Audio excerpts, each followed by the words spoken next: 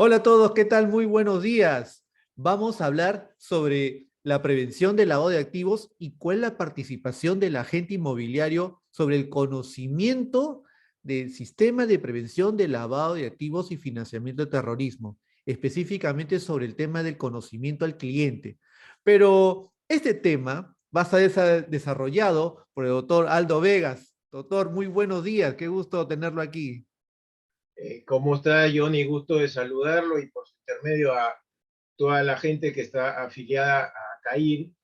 El día de hoy vamos a tratar un tema de qué cosa es lo que debe hacer y qué debe hacer el agente inmobiliario para cumplir con la exigencia legal, que creo que es la más complicada, del conocimiento del cliente, dado que el agente inmobiliario en su quehacer cotidiano es la costumbre en el mercado aliarse con otros agentes inmobiliarios o de repente conectar con una constructora, con una inmobiliaria, a fin de manejar todos en conjunto un paquete de ofertas que hay tanto para la venta de inmuebles como para la compra. Entonces, he desarrollado, digamos, un pequeño esquema con el cual vamos a empezar el día de hoy. Como ustedes saben, el Perú, de acuerdo a un esquema mundial y en virtud de estar adherido al sistema que, digamos, que dirige a nivel internacional el GAFI, que es el Grupo de Acción Financiera Internacional, que digamos una especie de un cónclave de países. Dentro de este conjunto de recomendaciones, valga mencionarle que subyacen varios principios generales para el tratamiento de la prevención y control del cliente en las operaciones que podrían constituir lavado de activos o financiamiento del terrorismo. Esos principios rectores son los siguientes. El conocimiento del cliente y de sus operaciones. En segundo lugar, el conocimiento del mercado donde se desenvuelve la entidad o empresa o persona natural que se le llama el sujeto obligado. En tercer lugar, el conocimiento del personal o del trabajador, porque a través del trabajador o del cliente o empleado que tenga la entidad, la empresa o la persona natural que es agente inmobiliario, puede servir como herramienta involuntaria por parte del sujeto obligado para hacer operaciones o transacciones de lavado de activos en el cual después se va a ver comprometido el agente inmobiliario con las consecuencias legales que ello acarrea. Y finalmente hay otro principio que recién, digamos, se ha incorporado últimamente, que es el conocimiento del proveedor, el proveedor del negocio del agente inmobiliario. Algunos añaden también el principio denominado del buen criterio. Entonces, dentro de este primer principio de conocimiento del cliente, que es que el agente inmobiliario, y de acuerdo a lo que le dice la ley y el reglamento del Perú, en el caso del Perú, el reglamento que lo exige es el decreto supremo, ¿no? 789-2018, emitido por la SBS. La norma nos indica que el agente inmobiliario debe cumplir, en el caso de la identificación del cliente, lo que la reglamentación nacional nos pide, y también la internacional, es tener archivados o guardados para exhibir el día de mañana a la autoridad cuando nos solicite en día de una indagación o una investigación en curso, de tal manera que esto solamente lo debemos tener en principio guardado por el oficial de cumplimiento del negocio, los datos generales del cliente. Vale decir, por ejemplo, en el caso de la persona natural, los nombres, los apellidos, el tipo y número de documento de identificación. En el caso del Perú sería, por ejemplo, el DNI, o en el caso, digamos, de un extranjero que ya vive aquí, digamos, el carnet de extranjería. Y en algunos países que permiten a personas que no domicilian ahí, pero que pueden hacer operaciones, el caso del pasaporte o de otro tipo de carnet que la reglamentación de cada país recoge. Ahora bien, muchos dirán, sí, pero si yo trabajo como agente inmobiliario conectado a una inmobiliaria o que tengo que apoyar a mi cliente para viabilizar a través de la notaría el contrato o minuta de compraventa, está pues ahí en el contrato de compraventa que se eleva al notario. Ahí está el nombre de los que son mis clientes, que me van a pagar finalmente la comisión por la intermediación inmobiliaria, y ahí está la dirección. Basta con eso. No, de acuerdo al sistema internacional, no basta con lo indicado en el contrato o minuta de compraventa. Señala cada reglamentación cosas muy puntuales. Por ejemplo, en el país de Perú, de acuerdo a los últimos cambios, también hay que tener el dato de el domicilio, o sea, dónde se le ubica el cliente, llegado el caso que la autoridad necesite de su información, o inclusive también el correo electrónico, porque hoy en día ustedes saben de que con la última tecnología en los últimos años y más en el mundo con todo el tiempo de la pandemia, ahora todo está informatizado. Entonces ya no solamente hay un domicilio físico de la persona natural o de la persona jurídica, sino que hay un domicilio electrónico. Entonces eso tenemos obligación en el Perú de levantar ese dato, ¿no? Y en el caso, por ejemplo, de personas naturales que se alían comercialmente con otra, es importante también tener el dato de este aliado comercial nuestro, ¿no? Pero en cuanto al cliente, como les digo, no basta lo indicado en el contrato minuto de compraventa. Para eso es menester y es recomendable, dada la experiencia que tengo personalmente, ya más de 25 años como asesor, consultor y auditor en este tema, de elaborar internamente una ficha del cliente. Una ficha donde estén todos estos datos que recoge el reglamento. Por ejemplo, ficha del cliente, podrían llamarle tranquilamente. Entonces poner primero sujeto obligado. ¿Quién es? El sujeto obligado puede ser Aldo Vegas como persona natural. O puede ser, por ejemplo, Vegas, sociedad anónima, o Vegas, sociedad de responsabilidad limitada, y poner pues los datos de quién es el agente inmobiliario. Y en segundo lugar, lo que es lo medular, los datos que la reglamentación nacional pide. En el caso de persona natural, como les repito, nombres y apellidos completos, el tipo y número de documento de identidad, el domicilio actual, tanto físico como electrónico, el teléfono, porque es otro medio donde se puede contactar para levantar información por parte de la autoridad. Entonces, esto hay que recoger lo que dice la reglamentación peruana, esta resolución que les acabo de mencionar, la resolución SBS 789 del 2018. Entonces, inclusive en esa ficha, ustedes pueden trasladar otros datos, porque lo importante es cubrir los datos de identificación, ya con eso basta, pero pueden cubrir otros datos que evidentemente también van a estar dentro del contenido de las otras dos variables, las 2 y 3, de acuerdo a la diapositiva que ven. Pero basta con eso, porque como le digo, lo que está en el contrato minuto de compraventa no es suficiente de acuerdo a la reglamentación. Y con eso cumplen la exigencia legal, tienen el conocimiento del cliente en la parte de identificación y punto. En la segunda variable que deben ustedes tener en cuenta es identificar la operación del cliente. O sea, yo soy Aldo Vegas, agente o corredor inmobiliario, y el señor Johnny Mendívil es el que me ha pedido que lo apoye, por ejemplo, en identificar un inmueble de acuerdo a sus requerimientos que quiere comprar en el mercado. Y entonces más o menos me da los parámetros, qué precio quiere comprar. Quiere comprar un departamento de 2, 3 habitaciones, que esté, digamos, entre los 100,000 y los $125,000 mensuales, o perdón, de precio de venta, que esté ubicado en determinados distritos, etcétera, determinadas características, que esté pegado a un parque, a una zona comercial, etcétera. O también me puede encargar que tiene un inmueble para vender y me da todas las mismas características para que el agente inmobiliario, que en este caso es el señor Johnny Mendívil, busque el comprador. Entonces, ¿qué cosa es lo que hace el agente o corredor inmobiliario? De acuerdo a las características del mercado, él va a buscar de repente a otras personas que conoce que también son agentes inmobiliarios, pero para el alcance de la regulación antilavado para ser sujeto obligado tienen que estar debidamente inscritos como tales en el Ministerio de Vivienda, Construcción y Saneamiento. Porque si no están inscritos no les alcanza esta exigencia legal. Pero con un paréntesis, ustedes dirán, yo me paso de vivo, para que no me alcance la ley, no me inscribo. Eso no deben hacerlo.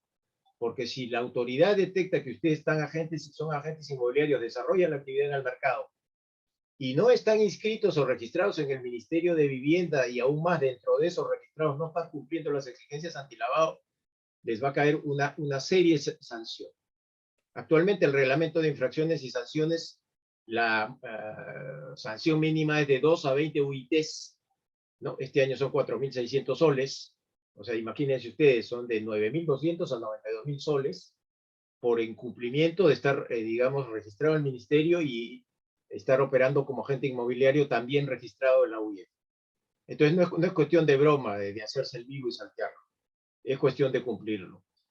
Ahora, yo les decía que dentro de la característica de aliarse varios agentes inmobiliarios como un grupo comercial, de repente somos 2 o 3, aportamos nuestro paquete y conseguimos. Y de repente el día de mañana, Johnny, Pedro y Sofía se han formado un grupo comercial y consiguen un cliente que es, por ejemplo, de Sofía. Y entonces Sofía es la que conoce mayores detalles de la identificación del cliente y de la operación que se va a concretar, qué inmueble van a comprar, en dónde está ubicado, quiénes son los vendedores, etc. Pero los otros lo conocen, no lo conocen. Simplemente están aportando sus clientes individuales. Ahora, quien va a procurar que todo esto se concrete, darle los datos al notario, que se firme la minuta y luego que se eleve escritura pública, es evidentemente en el caso de Sofía, porque es su cliente individual. A fin de cuentas, digamos, lo que ha acordado con los otros 2 compañeros suyos, agentes inmobiliarios, son que de la comisión que paga el cliente que va a comprar el inmueble, de esa comisión se la reparten proporcionalmente, de acuerdo quizás a algo que han acordado previamente al momento de aliarse comercialmente. Entonces, esa es la única participación del agente inmobiliario 2 y 3, ¿no? Entonces, ahí va a haber un problema, y es un problema actualmente en el mercado. Porque como estamos acostumbrados, si fuéramos el agente inmobiliario 2 y 3 en el ejemplo, a que simplemente esperamos que se concrete la operación, Sofía es el que llega a la mayor carga, pero finalmente cuando ya se concreta, se firma la escritura y se paga por parte del comprador al vendedor el precio de la compraventa pactada y paga a Sofía la comisión inmobiliaria, Sofía, como gente decente, va a procurar darle su porcentaje o su parte de la comisión a sus otros 2 aliados comerciales, el agente inmobiliario 2 y 3. Pero mayormente no sabe pues los datos de quién fue el comprador. Entonces este es un problema porque nos hemos acostumbrado, recibimos la comisión y vuelta de página. Cuidado. Si nos hemos inscrito en el ministerio y estamos inscritos como sujetos obligados en la UIF, entonces tenemos la obligación legal de tener la identificación del cliente. Punto número 1 del diapositivo. Y punto número 2, tener también los datos de la operación del cliente. ¿Qué inmueble compró? ¿Qué precio pagó? ¿Cómo se llama el comprador?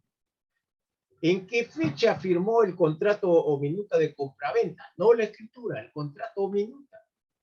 Y esos datos solamente los sabe Sofía. Entonces, terminó el asunto. Yo recibí la comisión y me olvido. Señores, están dejando latente una exigencia legal y el día de mañana la descubre la autoridad y les clava esta sanción mínima de multa de 2 a 20 UITs.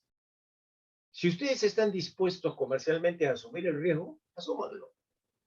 Pero yo creo que no cualquiera está dispuesto a que le claven una sanción pecuniaria de esta naturaleza. Entonces, la experiencia personal me lleva a mí a sugerirles lo siguiente. Cuando hagan esta alianza comercial, conversen preliminarmente sobre cuáles son estas obligaciones que yo les estoy diciendo. Ojo, nos aliamos los 3, pero si sale el cliente individual del agente inmobiliario número 3, por favor, nos pasas la información. U otra cosa de repente, si se dejan llevar por esta sugerencia de hacer una ficha mínima del cliente, entonces tengan la misma ficha mínima y compártanla. Lo llena el agente número 3, pero después la comparte con sus otros compañeros en la alianza comercial que tienen, el 1 y el 2. Porque esta es exigencia de los 3 agentes inmobiliarios, no solamente del que tuvo la suerte de tenerlo en su carterita que aportó a la cartera general de los 3. Entonces, esto es un tema muy importante. Otra manera también de levantar información, pero que no es siempre totalmente cierta, es que también los notarios en el Perú son sujetos obligados en el tema antilavado y también están obligados a hacer cumplir estas 3 exigencias que ven en pantalla, que son en general para todos los sujetos obligados en el Perú. OTL, bancos, financieras, importadoras, exportadoras, microfinancieras, mineras, etcétera, etcétera. Todos tienen que hacer cumplir estas 3 variables de la dispositiva. Entonces, en la segunda sugerencia que yo les hacía, consigan ustedes, y entiendo que muchos ya lo tienen, que trabajan con un notario de su confianza, ¿correcto? Ahora, evidentemente, el comprador o el vendedor, que es su cliente, el cual ustedes lo están ayudando a la intermediación inmobiliaria, es libre de escoger un notario. Ya inclusive hace cuestión de más de un año atrás se ha dejado de lado esta amarre, entre comillas, que había entre determinados bancos cuando dan un crédito hipotecario y determinados notarios. O sea, el banco se amarraba, entre comillas, con 3 notarios y ahí los direccionaba. Pero se prestaba muchas cosas, lamentablemente, en detrimento del comprador o del vendedor que acudía a la notaría, de tal manera que esto ya se ha dejado de lado. Y uno puede escoger al notario que quiere. Yo les sugiero de que como agentes inmobiliarios, independientemente de esto, busquen estar conectados con algún cliente o notario de su confianza. ¿Eso qué les permitirá? Les permitirá conversar con el notario, decirle, oye, notario Aldo, fíjate, yo sé que tú dentro de la regulación antilavado estás obligado a tener esta información. Yo también. Entonces, démonos la mano para cumplir ambos con la ley. El notario tiene una ficha estándar de acuerdo al reglamento para los notarios en el tema antilavado.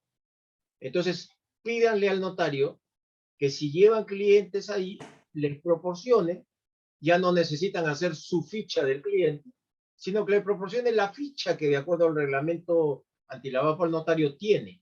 Si mal no me equivoco, se llama el anexo 5, que es ficha de conocimiento del cliente. Y tienen lo mismo que deben ustedes tener. Y eso simplemente lo guardan hasta que la autoridad se permita, pero ya cumplieron con 2 de las variables. Identificación del cliente e identificación de la operación del cliente. Otra sugerencia también, y esto un poco depende del grado de conexión que tengan ustedes con el cliente que acude a ustedes como agente inmobiliario, pedirle desde antes, decirle, mire, yo estoy sujeto a unas regulaciones y tengo que tener en una carpeta sus datos personales y tenerlo ahí para que cuando me lo pida la autoridad yo pueda proporcionar algún dato de la operación para una indagación que hace. En consecuencia, por favor, cuando vaya usted al notario a firmar la escritura, proporcióneme una copia del testimonio de la escritura, una copia simple, y la guardan ustedes, porque ahí tienen básicamente el 70% de los datos. Y pídanle la otra información adicional que saben que deben tener. Esto depende del grado, digamos, de contacto del agente inmobiliario con el cliente o con el notario. No para todos, pero esta es una opción más. Básicamente, la mejor recomendación es, cuando hacen estos grupos comerciales, pedirles a los otros que conforman el grupo comercial que les faciliten esta información. Ahora, hay una tercera variable que es también muy importante. Ustedes saben que el delito de lavado se configura, de acuerdo a la norma legal peruana, cuando se introduce a la economía digamos, activos, que es igual a bienes, dinero, ganancias, etcétera, provenientes de algún acto ilícito previo o algún delito previo. Entonces, Si yo fuera un lavador y he conseguido plaza ilícita, digamos, proveniente del delito de la corrupción que está tan de moda hoy en día, lamentablemente. Entonces yo consigo, tengo que meterla al mercado. Pero si yo voy como tal y de repente estoy investigado y salgo a los diarios, van a saber quién soy e inmediatamente comunican a la autoridad. Entonces, yo como delincuente trato de disfrazar eso y consigo pues a un tercero o algo, o a través de operaciones de que son rutinarias. Las operaciones inmobiliarias son una de las más rutinarias en el mercado, al igual que las financieras. Eso se hace todos los días. Entonces, si a mí me buscan como agente inmobiliario para viabilizar una operación inmobiliaria, lo que yo tengo que estar seguro del cliente que me busca es que no es un delincuente, ¿no? Sino que es una persona como normal, común y corriente que se desenvuelve dentro de la licitud del mercado, dentro de la legalidad del mercado. Y entonces, para eso yo tengo que conocer de boca de mi cliente, que me va a pagar la comisión mercantil por la intermediación, tengo que conocer de dónde vienen sus fondos, de dónde viene el dinero con el cual está comprando o o en todo caso haciendo la operación. Porque en el caso también de que me recurra a mí para vender el inmueble, también puede haber sucedido que utilizando otras herramientas en el mercado, este lavador haya comprado un inmueble o varios inmuebles utilizando a otras personas que inocentemente no conocen este aspecto y tienen ya el inmueble e inclusive lo tienen no a su nombre, porque son delincuentes y pueden descubrirlos, sino a nivel pues de familiares, de amigos, de terceras o interpósitas personas.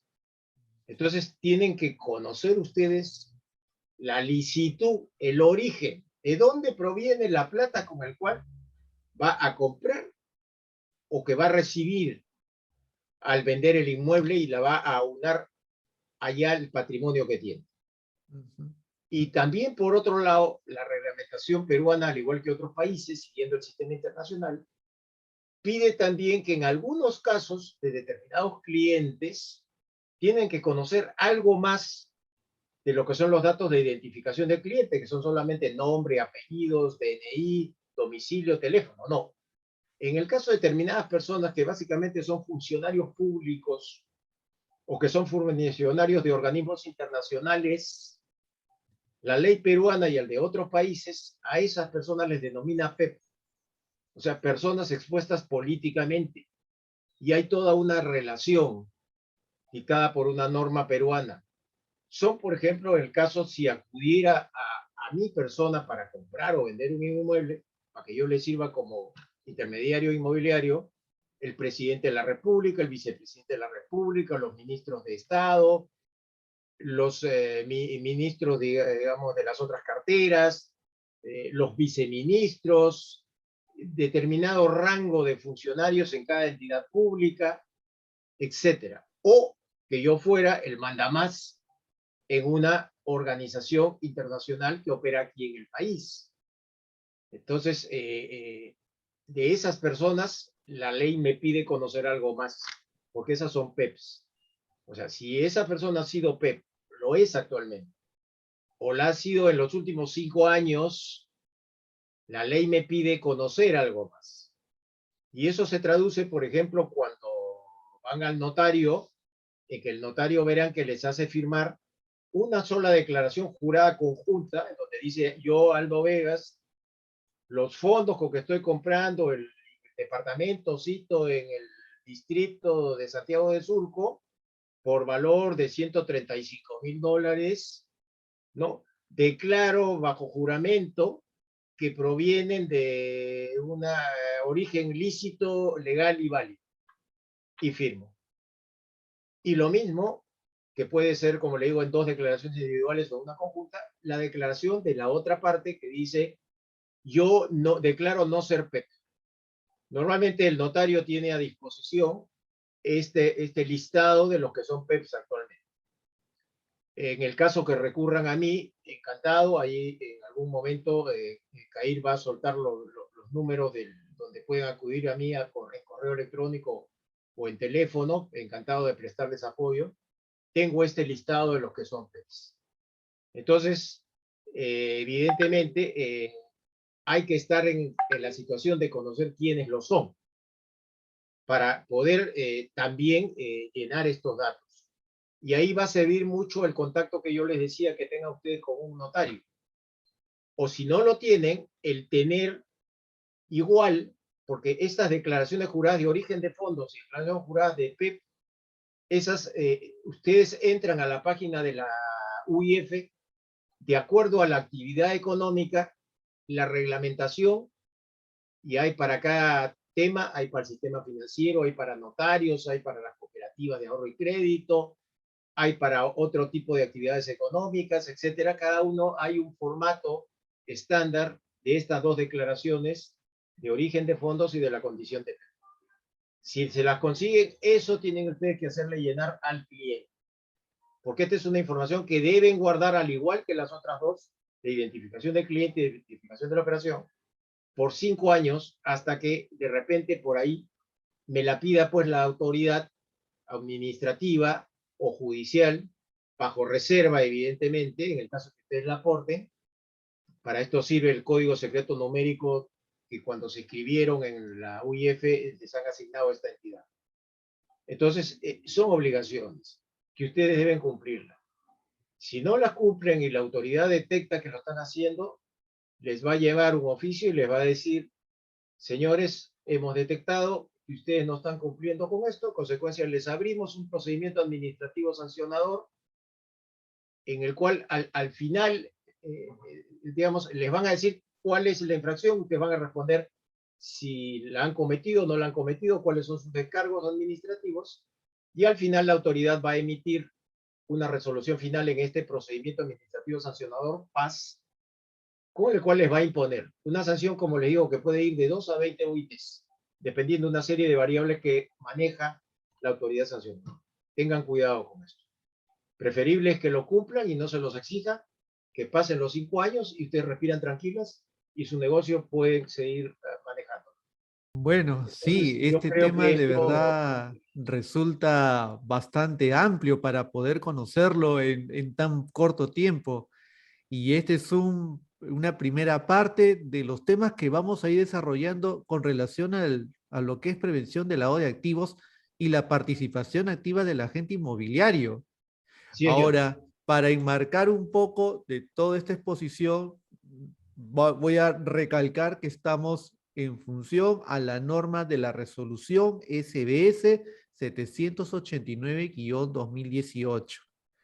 Y bueno, acá justamente también tengo los datos del doctor Aldo Vegas, que es la persona especializada justamente en estas asesorías sobre prevención de lavado de activos y financiamiento de terrorismo, específicamente en el caso del sector inmobiliario, bueno, para agentes inmobiliarios.